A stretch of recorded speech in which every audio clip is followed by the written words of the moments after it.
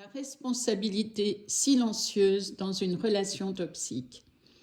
Quand le conjoint devient complice malgré lui, sans s'en rendre compte, et la plupart du temps au départ parce qu'il est dans une grande ignorance. On parle souvent des relations toxiques et plus encore de celui qui attaque, on va dire, du prédateur, mais on oublie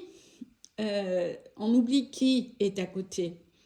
Parce que, en fait, il y a une réalité, c'est que chacun porte une responsabilité. Et rester dans une relation toxique, c'est une forme de responsabilité. La responsabilité du conjoint, celui qui subit, n'est pas d'avoir créé le comportement toxique, mais d'avoir toléré, justifié ou normalisé ce qu'il détruit. Ce n'est pas une culpabilité à avoir, ça devrait être un point d'appui pour regarder ce qui se joue en réalité. Dans une relation toxique, il y en a un qui agit et l'autre qui va s'adapter. Pourquoi ? Parce qu'on s'attire en général toujours, selon l'âge bien sûr, parce que ça a de l'importance, par des équilibres complémentaires. Par exemple, une victime va attirer un prédateur et vice-versa. Donc, dans une relation toxique, il y en a un, celui qui subit, qui s'adapte.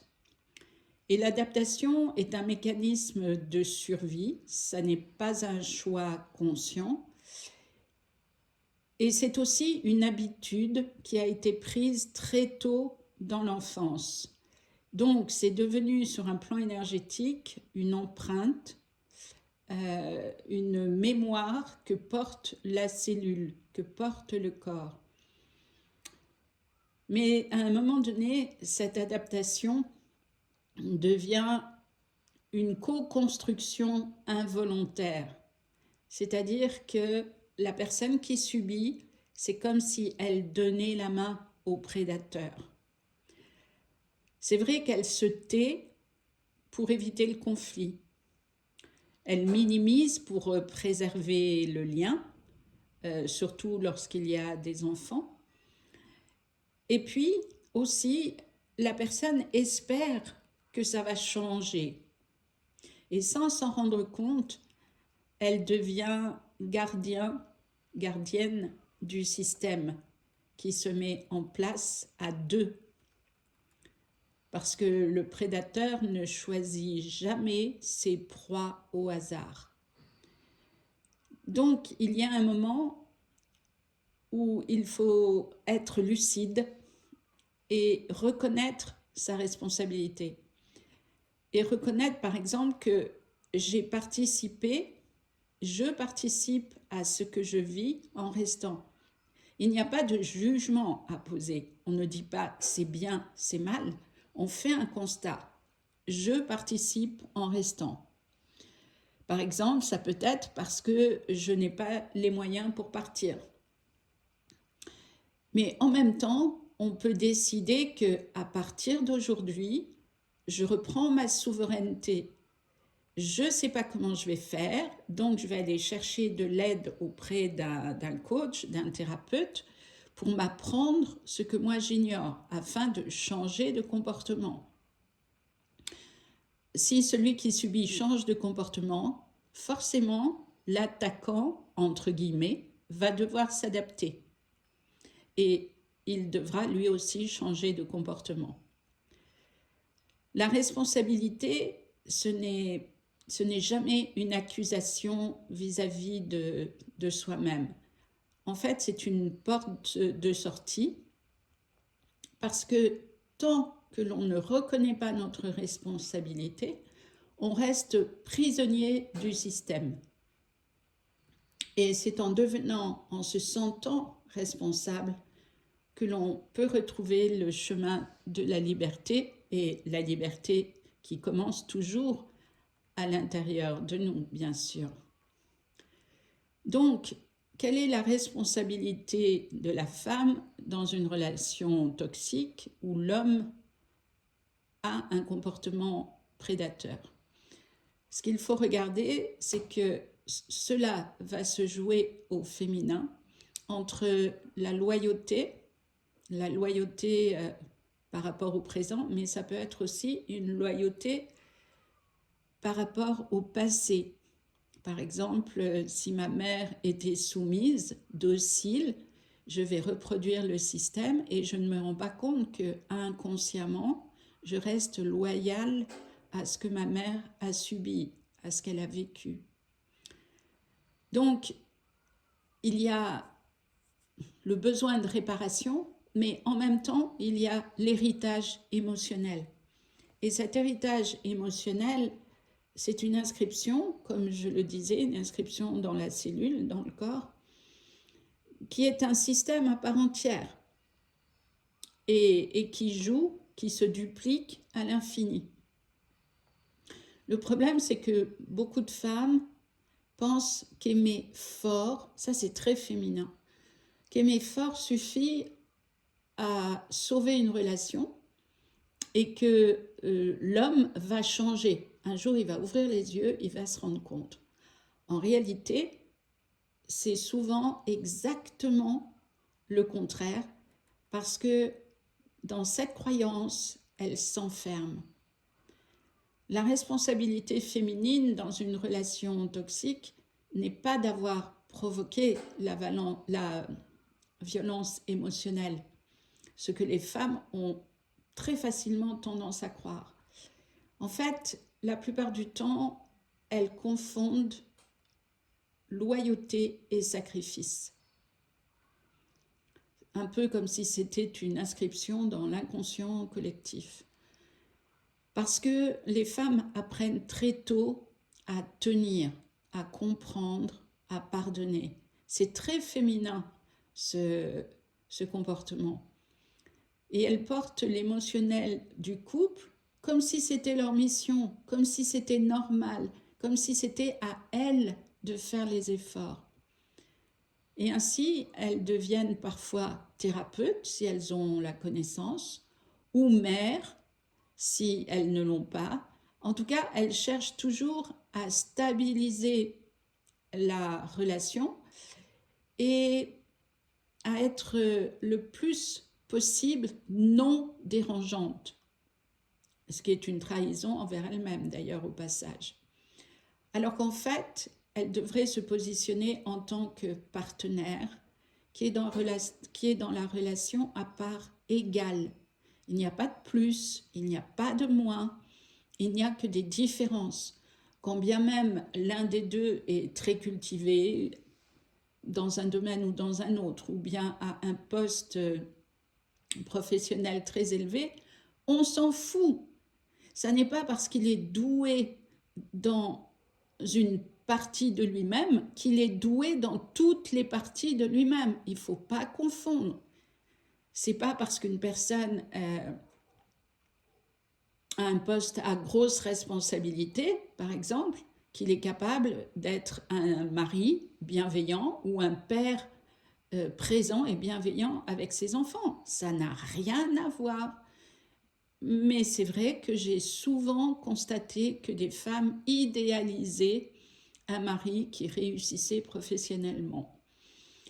Et bien sûr qu'inconsciemment, elles se plaçaient en dessous de l'homme, ce qui n'est absolument pas cohérent. Donc, la plupart du temps, les femmes pensent que réparer l'autre est possible. Ce qu'elles oublient, ce dont elles ne se rendent pas compte, c'est qu'en même temps, elles s'abandonnent elles-mêmes. Parce que si c'était possible de réparer l'autre, ça ne serait qu'au prix d'elle-même. Parce que l'autre va attendre et demander un comportement qui ressemblera à la soumission, à la docilité. Et ce ne sont absolument pas des critères recevables pour une femme et encore moins pour sauver une relation. En fait, la responsabilité de la femme, souvent, ça n'est pas d'avoir subi, mais d'avoir oublié sa propre valeur parce qu'elle n'en a jamais eu conscience. Et cette évidence, elle se met en place dans l'enfance. Donc forcément, à un moment donné, la responsabilité, c'est de tourner le regard vers soi et d'oser le nouveau, oser réorienter sa façon de voir et de vivre ses sentiments de culpabilité, de poser des mots sur sa souffrance et de se demander qu'est-ce que j'ai accepté au nom de l'amour qui n'avait rien de l'amour. Il faut quand même le reconnaître. Parce qu'un homme qui abuse une femme de bien des façons différentes, ça n'a strictement rien à voir avec l'amour. L'amour, c'est quelque chose, c'est un sentiment qui élève et qui nous amène, qui est censé nous amener au meilleur de nous-mêmes, nous faire grandir et peut-être effectivement nous aider à grandir, mais en aucun cas nous humilier, nous rabaisser, crier, être violent de maintes façons possibles. Non, ça n'a rien à voir avec l'amour. Donc, il est important de regarder l'histoire familiale. Comment cette histoire a programmé la tolérance à l'inacceptable.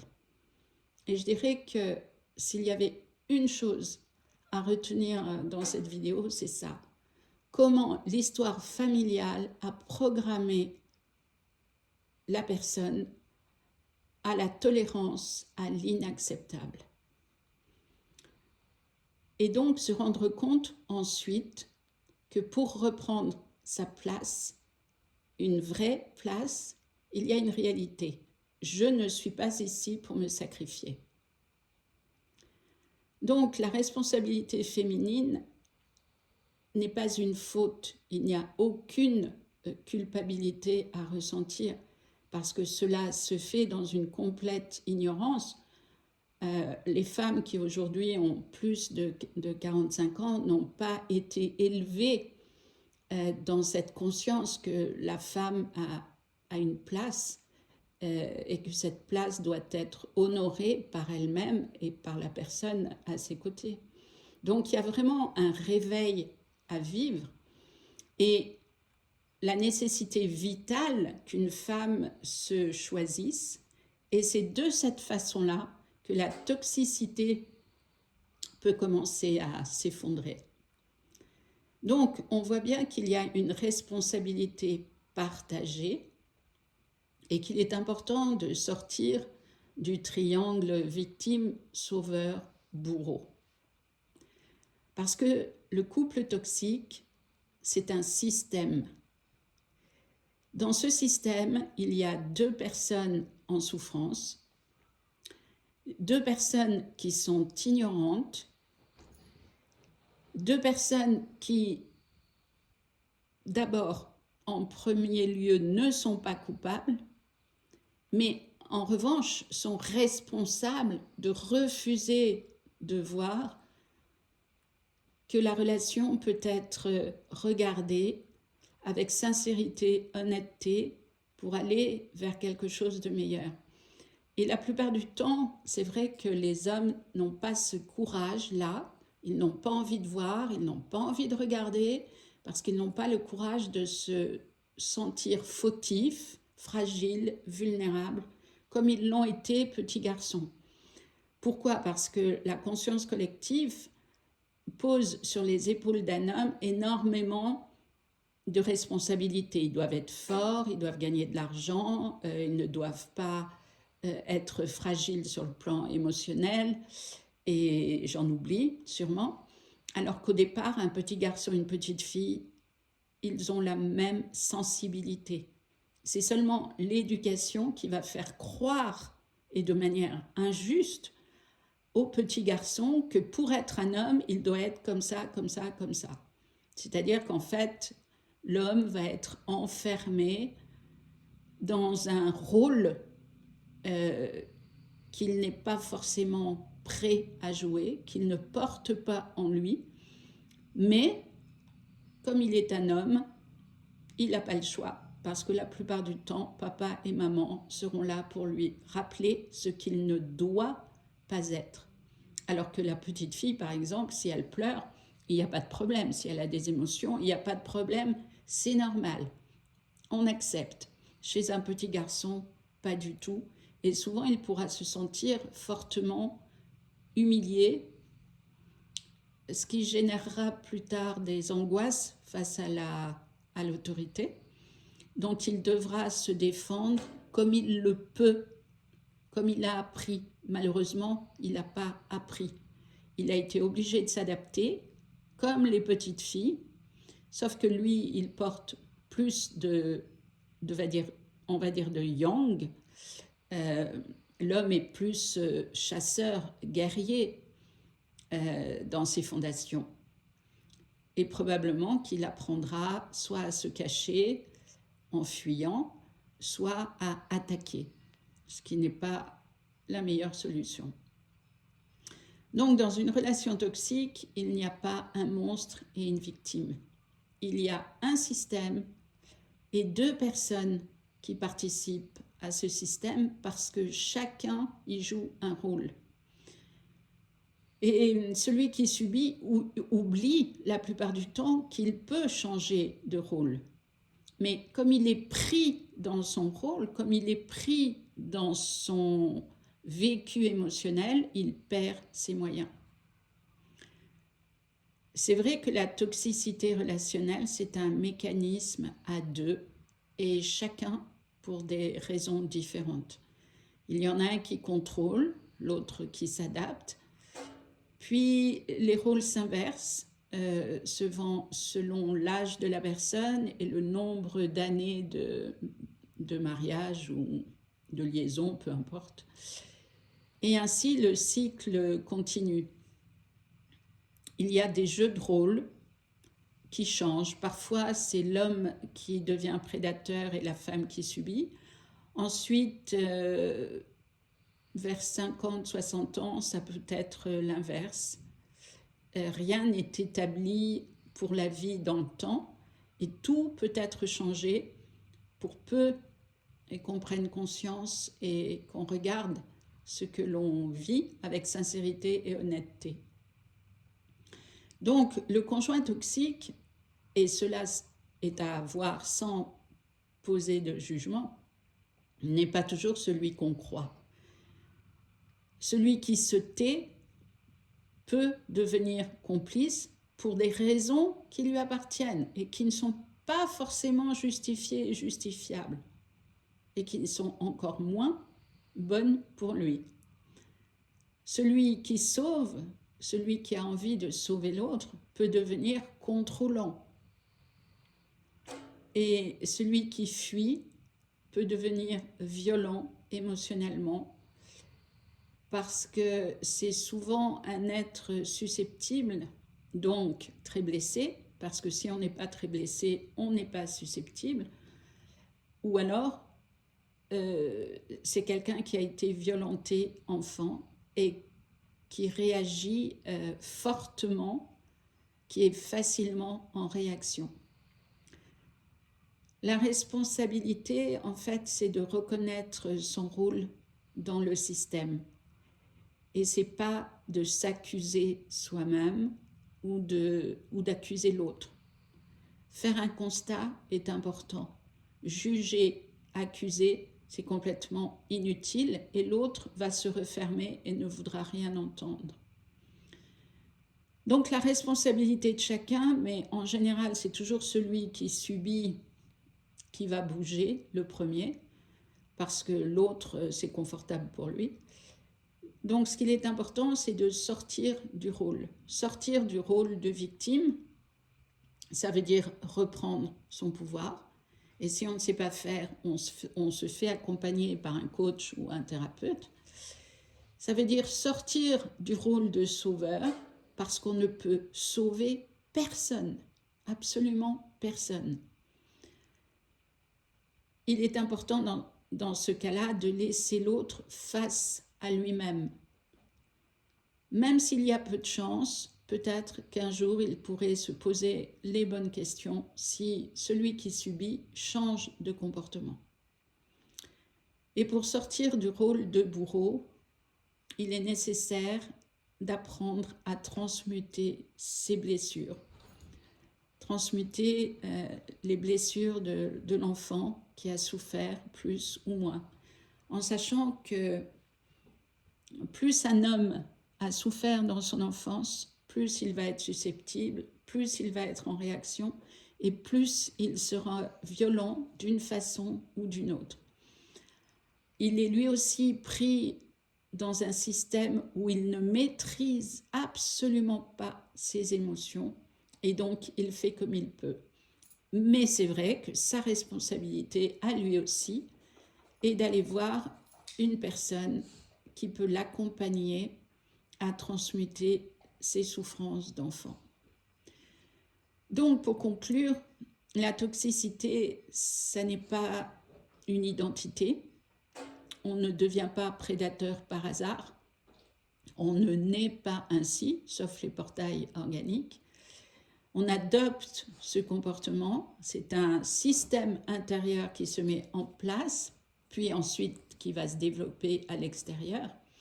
Mais en même temps, c'est aussi un système qui s'effondre dès que l'un des deux sort du rôle qu'il était en train de jouer, en toute inconscience. C'est-à-dire qu'il est nécessaire d'amener la conscience là où il y avait seulement de l'inconscience. C'est un choix. Et c'est un choix qui est vital si on veut vivre plus de bonheur dans notre vie. Voilà, si vous avez besoin de quoi que ce soit, que vous ne comprenez pas, vous posez les questions et je vous réponds. À bientôt.